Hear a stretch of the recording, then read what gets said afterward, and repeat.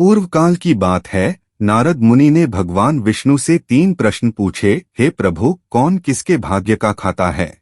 संसार में सबसे बड़ा बलवान कौन है? और प्रभु, जो अपनी बात से मुकर जाता है उसका क्या होता है? भगवान विष्णु बोले, हे वत्स, तुम्हारे यह तीनों ही प्रश्न बहुत ही महत्वपूर्ण है, क्योंकि इन तीनों प्रश्नों के उत्तर हर मनुष्य को जानना जरूरी होता है। इसलिए मैं तुमको एक कथा के माध्यम से बताता हूँ। मित्रों, भगवान विष्णु नारद मुनि को एक कथा सुनाना आरंभ करते हैं। कथा आरंभ करने से पहले वीडियो को लाइक, चैनल को सब्सक्राइब और कमेंट बॉक्स में जय हरि विष्णु लिखना ना भूले। प्रभु बोले, हे नारद मुनि, इस कहानी में आपको आपके इन तीनों प्रश्नों के उत्तर मिल जाएंगे। एक जंगल में एक विशाल बरगद का पेड़ था। उस पेड़ पर एक गिद्ध पक्षी रहता था। उस बरगद से थोड़ी ही दूरी पर एक नाग का बिल था। उस बिल में एक नाग रहता था। फिर एक दिन जैसे ही नाग बिल से बाहर निकलने लगा तो उस नाग को वह गिद्ध पक्षी देख रहा था। जब नाग बिल से बाहर निकलने लगा तो उसी समय गिद्ध नाग पर झपटा, परंतु नाग अपने बिल से अधिक बाहर नहीं निकला था, इसलिए वह वापस बिल में चला गया। फिर थोड़ी देर बाद नाग ने अपना मुंह बिल से बाहर निकाला और देखने लगा कि गिद्ध पक्षी यहीं पर बैठा है या कहीं पर चला गया। फिर वह गिद्ध पक्षी दोबारा उस नाग पर झपटा, परंतु वह फिर से वापस अपने बिल के अंदर छिप गया। जैसे ही नाग अपने बिल से बाहर निकलने का प्रयास करता तो गिद्ध उस पर हमला करता और उसे उठाकर ले जाने की कोशिश करता। गिद्ध मन में सोच रहा था कि जब भी तू बाहर निकलेगा तो मैं तुझे अपना भोजन बना लूंगा, और नाग उस गिद्ध के डर से बिल में छिपा रहता है। जब नाग को उस बिल में रहते हुए काफी समय हो जाता है तो नाग मन में विचार करने लगता है कि यदि राजा देवदत्त कहीं से आ जाए तो वह दूसरों के कष्टों का हरण करते हैं और राजा देवदत्त ही मुझे इस गिद्ध से बचा सकते हैं। राजा देवदत्त को याद करता हुआ वह नाग उस बिल में छिपा रहता है, और जो भी उस मार्ग से निकलकर जाता तो उससे नाग कहता कि भाई, कोई मेरी बात राजा देवदत्त तक पहुंचा दो या मुझे राजा देवदत्त से मिलवा दो तो मैं तुम्हारा जीवन भर उपकार मानूंगा। फिर एक दिन राजा देवदत्त, जो दूसरों के दुखों को दूर करते थे, वह उसी जंगल से जा रहे थे जिस मार्ग में उस नाग का बिल था। तभी नाग को पता चला कि रास्ते से कोई जा रहा है, तो वह नाग बिल के अंदर से ही कहने लगा, अरे भाई, कोई मुझे राजा देवदत्त से मिलवा दो तो मैं उसका जीवन भर उपकार मानूंगा। यह बात जब राजा देवदत्त ने सुनी तो राजा देवदत्त कहने लगे, क्यों भाई, आपको राजा देवदत्त से क्या काम है? तब नाग कहने लगा, देखो भाई, राजा देवदत्त दूसरों के दुखों का हरण करते हैं और मैं बहुत दिनों से इसी बिल में पड़ा हुआ हूँ। मैं बहुत दुखी हूँ। जब मैं इस बिल से बाहर निकलता हूँ तो इस वृक्ष पर एक गिद्ध पक्षी का निवास है और वह गिद्ध मुझ पर उसी समय हमला करता है। इसलिए मैं इस बिल से बाहर नहीं निकलता हूँ और ना ही मुझे कुछ खाने को मिलता है। मैं ऐसे ही इस बिल में पड़ा हुआ हूँ, ऐसे ही अपना जीवन व्यतीत कर रहा हूँ। राजा देवदत्त कहने लगे, हैं नागराज, मैं ही राजा देवदत्त हूँ, बताओ तुम्हारे कष्ट का निवारण कैसे करूँ? तब नाग कहने लगा, है महाराज, जैसा आपको उचित लगे वैसा ही कीजिए, लेकिन मेरा इस गिद्ध से पीछा छुड़वा दीजिए, नहीं तो यह एक दिन मुझे मार डालेगा। तब राजा देवदत्त कहने लगे, हैं नागराज, तुम कहो तो मैं तुम्हें इस वन से कहीं दूर छोड़ दूं। नाग कहने लगा, महाराज, जब आप मुझे दूर छोड़ने जाओगे तो यह गिद्ध हमें देख लेगा और यह वहीं पर जाकर फिर से बैठ जाएगा और मौका मिलते ही यह मुझे मार डालेगा। हे राजन, आप मुझे कुछ समय के लिए अपने शरीर के अंदर बिठा लीजिए। आप अपने पेट में मुझे बैठने के लिए स्थान दे दीजिए। तब इस गिद्ध को पता नहीं चलेगा कि नाग कहाँ गया, और तब मैं आपके साथ इस वन से बहुत दूर चला जाऊंगा और आगे जाने के बाद मैं आपके पेट से बाहर आ जाऊंगा। तब राजा देवदत्त कहने लगे, ठीक है नागराज, आप मेरे पेट में प्रवेश कर जाइए। फिर राजा देवदत्त अपना मुंह खोल देते हैं। तब वह नाग राजा देवदत्त के पेट में प्रवेश कर जाता है और राजा देवदत्त के पेट में जाकर बैठ जाता है। जब राजा देवदत्त वन में आगे गए और आगे काफी दूर पहुंचने के बाद उस नाग से कहने लगे कि हे नागराज, अब आप मेरे पेट से बाहर आ जाइए। यह एक निर्जन वन है, इसमें कोई गिद्ध आपको परेशान नहीं करेगा। यह बात सुनकर नागराज कहने लगा, नहीं महाराज, अब मैं आपके पेट से बाहर निकलने वाला नहीं हूँ। राजा देवदत्त ने कहा, क्यों भाई, आपने तो मुझसे यह वादा किया था कि आप मुझे आगे निर्जन वन में छोड़ देना, मैं आपके पेट से बाहर निकल जाऊंगा। अब क्या हुआ, निर्जन वन आ गया, अब आप बाहर निकलिए। नाग कहने लगा, देखो महाराज, जैसा रहने का आनंद आपके पेट में है वैसा उस बिल में नहीं मिलता। अब मैं आपके पेट से कभी बाहर नहीं निकलूंगा। राजा देवदत्त मन में सोचने लगे, यह तो बड़ा ही दुष्ट नाग है, अब मैं क्या करूं। और अब उसके जहर के प्रभाव से महाराज देवदत्त के पूरे शरीर से कोढ़ फूटने लगा और महाराज देवदत्त के शरीर से कोढ़ निकल आया। राजा देवदत्त मन में सोचने लगे कि अब मैं अपने राज्य वापस कैसे जाऊंगा, यह तो अब संभव नहीं है, क्योंकि मैं इस वक्त कोढ़ी हो गया हूँ और मुझे इसी वन में रहकर इस नागराज से भी छुटकारा पाना है। यह सोचकर महाराज देवदत्त एक पेड़ के नीचे झोपड़ी बनाकर सो जाते हैं। उनके शरीर से कोढ़ टपकने लगा और बदबू आने लगी, जो कि नाग का जहर था। नाग कुंडली मारकर राजा देवदत्त के पेट में बैठा हुआ था। राजा देवदत्त उस वन में एक कोढ़ी की हालत में पड़े हुए थे। भगवान विष्णु बोले, हे नारद मुनि, अब इधर उन्हीं के समय में एक प्रसिद्ध राज्य था श्रवस्ती। उस नगरी के महाराजा थे ध्वजराज। महाराज ध्वजराज की 3 पुत्रियां थीं और राजा ध्वजराज बड़ा अहंकारी और बड़ा ही अभिमानी था।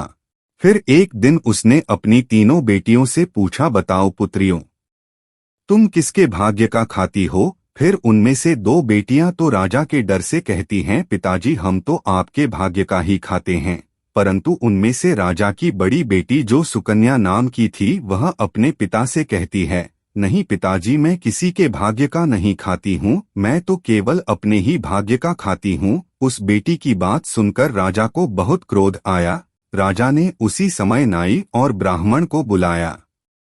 राजा नाई और ब्राह्मण से कहने लगा कि मेरी इन दोनों बेटियों का रिश्ता तो आप किसी राजा के यहाँ तय करके आइए, परंतु यह जो बड़ी बेटी है इसका रिश्ता किसी कोढ़ी, कलंकी या जो अत्यंत गरीब हो उसके साथ करके आइए। फिर राजा का आदेश मिलते ही नाई और ब्राह्मण उन तीनों बहनों का रिश्ता करने के लिए चल देते हैं। उन्होंने राजा की दोनों छोटी बेटियों का रिश्ता तो राजवंशों में कर दिया, परंतु तीसरी बड़ी बेटी के लिए वर ढूंढते ढूंढते वे उसी वन में जा पहुंचे जिस वन में राजा देवदत्त अपनी झोपड़ी में कोढ़ी के रूप में सो रहे थे। उनके शरीर से कोढ़ बह रहा था। तब राजा देवदत्त को देखकर नाई और ब्राह्मण आपस में कहने लगे, इससे अच्छा वर राजकुमारी सुकन्या के लिए हमें नहीं मिलेगा। इसी के साथ महाराज की पुत्री का रिश्ता करके चलते हैं। फिर राजा देवदत्त के साथ नाई और ब्राह्मण ने राजा ध्वजराज की पुत्री सुकन्या का विवाह तय कर दिया और राजा ने भी बहुत जल्दी ही सुकन्या को उस वन में ले जा करके वहीं उस कोढ़ी राजा देवदत्त के साथ उसका विवाह संपन्न कर दिया। राजा देवदत्त जैसे महापराक्रमी राजा समय की चपेट में आ गए और एक कोढ़ी का जीवन गुजार रहे थे। सुकन्या बड़ी ही पतिव्रता थी, वह अपने पति राजा देवदत्त की सेवा करती थी और वहां दोनों छोटी बहनों का विवाह बड़े बड़े राजाओं के साथ करवा दिया। वह तो आराम की जिंदगी जी रही थी, लेकिन सुकन्या राजा देवदत्त के साथ दुखी जीवन काट रही थी। आगे भगवान विष्णु कहते हैं, हे नारद मुनि, जो अपने नियम और सिद्धांतों पर रहता है और जो धर्म का पालन करता है, ईश्वर सदैव उसे सुखी जीवन ही प्रदान करता है। हे नारद मुनि, उस झोपड़ी में रहते रहते सुकन्या को राजा देवदत्त के साथ बहुत दिन बीत जाते हैं। उसी झोपड़ी के पास एक पीपल का वृक्ष था और उस वृक्ष के नीचे एक दूसरे नाग का बिल था। एक रात राजा देवदत्त सो रहे थे तो सुकन्या महाराज देवदत्त की सेवा कर रही थी। उसी समय उस बिल से एक नाग बाहर निकलता है और बाहर निकलकर जो राजा देवदत्त के पेट में नाग था उस नाग से कहने लगता है, अरे दुष्ट, तू अपने वचन से मुकर गया। तूने तो महाराज देवदत्त से कहा था कि मैं दूर वन में जाकर तुम्हारे पेट से बाहर निकल जाऊंगा, और तू ऐसे परोपकारी राजा के पेट में जाकर बैठ गया। तुम्हारे जहर के कारण राजा के पूरे शरीर से कोढ़ निकल आया है। अरे तुझे शर्म नहीं आई कि तूने कितना गलत काम किया है। इतने समय में राजा देवदत्त ना जाने कितने ही जीवों का दुख दूर करते। वह नाग आगे कहता है, यदि कोई सुन रहा हो तो मैं तेरे मरने का उपाय बताता हूँ। यदि कोई गंगाजल लाकर इस राजा को पिला दे तो तेरे उसी समय 100 टुकड़े हो जाएंगे और तू मल के रास्ते से बाहर निकल जाएगा। अब राजा के पेट के अंदर बैठा हुआ जो नाग था वह दूसरे नाग से कहने लगा कि तेरे जैसा भी मैंने कभी नहीं देखा। धन के खजाने पर कुंडली मारकर बैठा है। यदि यह धन मानव समुदाय के कल्याण के लिए लगाया जाता तो इससे ना जाने कितने मानवों का भला होता। मैं भी तेरे मरने का उपाय बताता हूँ। यदि कोई सुन रहा हो तो कोई एक पीपा तेल गर्म करके तेरे बिल में डाल दे तो उसी समय तू नष्ट हो जाएगा और इस बिल वाले स्थान की खुदाई करेगा तो यहाँ पर अपार धन संपत्ति निकलेगी। उस बात को सुकन्या बड़े ध्यान से सुन रही थी। सुकन्या के मन में विचार आया कि यह राजा देवदत्त है और इनके पेट में एक नाग बैठा हुआ है। इस कारण महाराज के शरीर से कोढ़ निकल रहा है। तो वह बेचारी सुकन्या एक ऋषि के आश्रम पर पहुंचती है और उन ऋषि से अनुरोध करती है, हे महात्मा, मुझे गंगाजल की आवश्यकता है। ऋषि ने कहा, तुम कौन हो और गंगाजल का क्या करोगी? तब वह सुकन्या कहने लगी, है मुनिवर, मैं राजा ध्वजराज की बेटी सुकन्या हूँ और मेरे पति के लिए मुझे दवा के रूप में गंगाजल चाहिए। उस ऋषि ने उसे गंगाजल दे दिया। अब सुकन्या गंगाजल लेकर जल्दी ही महाराज देवदत्त के पास पहुंच गई और पहुंचकर महाराज देवदत्त से कहने लगी, महाराज, यह औषधि आपके कोढ़ को सही करने के लिए है, आप इसे ग्रहण कीजिए। भगवान विष्णु बोले, हैं नारद मुनि। तब राजा देवदत्त उस गंगाजल को पी गए और जैसे ही राजा देवदत्त ने उस गंगाजल का पान किया तो उस नाग के उसी समय 100 टुकड़े हो गए। जो नाग पेट में था वह नष्ट हो गया। वह धीरे धीरे राजा के शरीर से मल के रास्ते से बाहर निकल आया। अब तो राजा का कोढ़ भी धीरे धीरे सही होने लगा और कुछ ही दिनों में राजा का कोढ़ बिल्कुल ठीक हो गया। राजा का पूरा उपचार हो गया। राजा पहले की तरह स्वस्थ हो गए। फिर एक दिन राजा देवदत्त से सुकन्या कहने लगी, है महाराज, मैं एक स्त्री हूँ इसलिए शहर में नहीं जा सकती हूँ। आप शहर में जाइए और एक तेल का पीपा लेकर आ जाइए। राजा देवदत्त कहने लगे, सुकन्या, उस तेल का तुम क्या करोगी? तब सुकन्या ने कहा, महाराज, आप पहले तेल का पीपा लेकर आइए, फिर मैं आपको बताऊंगी। फिर सुकन्या की बात सुनकर राजा देवदत्त बाजार में जाते हैं और वहां से एक तेल का पीपा लेकर आते हैं। फिर सुकन्या वहां आग जलाती है और उस आग पर उस तेल को गर्म करती है और गर्म करके उस नाग के बिल में डाल देती है। जैसे ही उस बिल में वह गर्म तेल डाला गया उसी समय नाग की मृत्यु हो गई। तब राजा देवदत्त से सुकन्या कहने लगी, महाराज, अब इस स्थान को खोद दीजिए। फिर राजा देवदत्त ने जब उस स्थान की खुदाई की तो वहां से अपार धन संपत्ति निकली।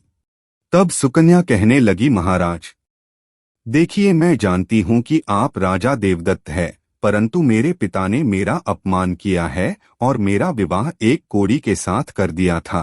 परंतु कोई भी व्यक्ति हो वह अपने भाग्य का खाता है, इसलिए इसी स्थान पर मेरे पिता के महल से अच्छा महल बनना चाहिए। राजा देवदत्त कहने लगे, तुम कैसी बातें कर रही हो? हम राजा हैं, भला यहाँ पर महल क्यों बनाएंगे? आप उज्जैन नगरी को चलिए। परंतु राजा देवदत्त के कहने पर भी सुकन्या नहीं मानी। फिर राजा देवदत्त ने उस वन में एक शानदार महल का निर्माण करवाया। भगवान विष्णु बोले, हैं नारद मुनि, इस संसार में सबसे बलवान समय होता है। समय से अधिक बलवान कोई नहीं होता। जिसका समय अच्छा होता है वह आगे बढ़ता रहता है और जिसका समय खराब होता है, जिसका समय विपरीत होता है, वह पतन की ओर अग्रसर हो जाता है। फिर उधर राजा ध्वजराज पर एक दूसरे देश का राजा आक्रमण कर देता है और उस आक्रमण में ध्वजराज पराजित हो जाता है। फिर राजा ध्वजराज अपने परिवार सहित प्राण बचाने के लिए उसी वन में पहुंच जाता है। जब वन में राजा फटे हुए वस्त्र और भूख से पीड़ित होकर भटक रहा था और प्यास से राजा का गला सूखा जा रहा था, तब राजा घूमते घूमते सुकन्या और राजा देवदत्त के महल के नजदीक से गुजरते हैं। तब सुकन्या अपने पिताजी को पहचान जाती है। सुकन्या ने अपने एक सेवक को भेजा और सेवक भेजकर महाराज ध्वजराज, जो कि एक फटे हुए हाल में थे, उनके पास वस्त्र नहीं थे, उन्हें बुलवाया गया। ध्वजराज ने सोचा कि यह ना जाने कौन है और हमें क्यों बुला रही है। जब राजा ध्वजराज उस राजकुमारी के पास पहुंचे, तब ध्वजराज ने उस कन्या को पहचान लिया। सुकन्या ध्वजराज से कहने लगी, पिताजी, मैं आपकी पुत्री सुकन्या हूँ और मैं आपसे यह कहना चाहती हूँ कि मैं मेरे भाग्य का खाती हूँ। देखिए, मैं अपने ही भाग्य का खाती हूँ, आपके भाग्य का नहीं खाती। पिताजी, आपने मुझे एक कोड़ी को सौंप दिया था, परंतु मेरे भाग्य में तो एक सम्राट लिखा था। देखिए पिताजी, मैं उज्जैन नरेश राजा देवदत्त की पत्नी हूँ। राजा ध्वजराज मन में विचार करते हैं और अपनी उस पुत्री से अपने अपराध के लिए क्षमा मांगते हैं। भगवान विष्णु बोले, हे नारद मुनि, इस संसार में सबसे बड़ा बलवान समय है और कोई भी व्यक्ति किसी दूसरे के भाग्य का नहीं खाता है। हर कोई यह सोचता है कि यह मेरे भाग्य का खा रहा है, लेकिन नहीं, कोई किसी के भाग्य का नहीं खाता। संसारिक मनुष्य यह ना सोचे कि हम किसी को खिला रहे हैं। इस संसार को खिलाने वाला तो एक ही है और वह है परमेश्वर। मित्रों, आगे प्रभु बोलते हैं, जो व्यक्ति अपनी बात से मुकर जाता है, उसकी साख धीरे धीरे खत्म हो जाती है। ऐसे व्यक्ति पर लोग भरोसा करना बंद कर देते हैं। उसका अंत वही होता है जो राजा देवदत्त के पेट में बैठे हुए उस नाग का हुआ। अंततः वह अकेला पड़ जाता है और सम्मान खो देता है। ईमानदारी और विश्वसनीयता किसी भी व्यक्ति की सबसे बड़ी पूंजी होती है, जिसे खोने पर जीवन में सफलता मिलना कठिन हो जाता है और अधर्मी, अत्याचारी और पापियों का अंत होता है। फिर राजा देवदत्त और उसकी पत्नी सुकन्या ने राजा ध्वजराज का बड़ा स्वागत किया। हे नारद मुनि, जिसकी किस्मत अच्छी होती है और जिसके कर्म सच्चे और अच्छे होते हैं, उसे ईश्वर किसी न किसी रूप में अवश्य प्रदान करता है। भाग्य और कर्म का गहरा संबंध होता है, लेकिन भाग्य भी उन्हीं का साथ देता है जो परिश्रम और ईमानदारी से आगे बढ़ते हैं। सच्चे मन से किए गए प्रयास कभी व्यर्थ नहीं जाते। हे नारद मुनि, अब आपको आपके सभी प्रश्नों के उत्तर मिल गए होंगे। तब नारद मुनि कहते हैं, हे प्रभु, आपका कोटि कोटि धन्यवाद। प्यारे मित्रों, अगर आपको हमारी यह कथा अच्छी लगे तो कमेंट बॉक्स में जय हरि विष्णु लिखना ना भूले। साथ ही वीडियो को लाइक, चैनल को सब्सक्राइब और वीडियो को अपने मित्रों में शेयर करना ना भूले।